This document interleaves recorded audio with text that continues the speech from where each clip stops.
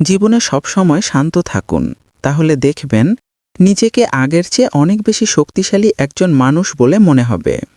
লোহা ঠান্ডা থাকলে খুব শক্তিশালী থাকে, কিন্তু গরম হলে যে কেউ সহজেই তার আকৃতি বদলে দিতে পারে।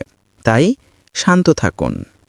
আমি নত হই, কারণ আমি যে কোনো সম্পর্ক বজায় রাখতে ভালোবাসি। না হলে আমি আগেও কোনোদিন ভুল ছিলাম না, আর আজও নেই। যারা আপনাকে সারাদিন জান জান বলে ডাকে, আমি তাদেরকেই মানুষের জান নিতে দেখেছি। তাই একটু সাবধানে থাকবেন। আজকের দিনের মানুষও এখন শেয়ার বাজারের মতো হয়ে গেছে। কখন কে যে কতটা নিচে নেমে যাবে তা বলা খুবই মুশকিল। কারো জীবনে জোর করে অংশ হওয়ার থেকে নিজেকে সামলে নিয়ে তার জীবন থেকে অনেক দূরে সরে যাওয়াটাই ভালো। এই পৃথিবীতে সব প্রয়োজন শুধু টাকা দিয়ে মেটানো যায় না।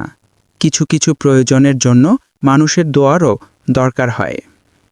এই পৃথিবীতে এমন খুব কম মানুষই খুঁজে পাওয়া যায় যাদের বাইরের দিকটা যেমন ঠিক তাদের ভিতরটাও তেমনই হয়।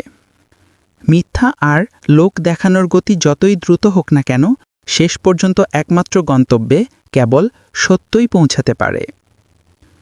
যদি কোনো ব্যক্তি আপনাকে দেখে হিংসা করে, তবে এতে তার কোনো দোষ নেই, বরং এটা আপনার যোগ্যতা যা তাকে হিংসা করায়।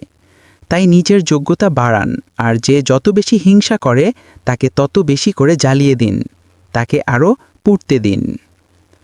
মানুষের নিন্দার ধার এতটাই বেশি তীক্ষ্ণ হয় যে এটা খুব সহজেই মানুষের রক্তের সম্পর্ককেও কেটে ফেলতে পারে।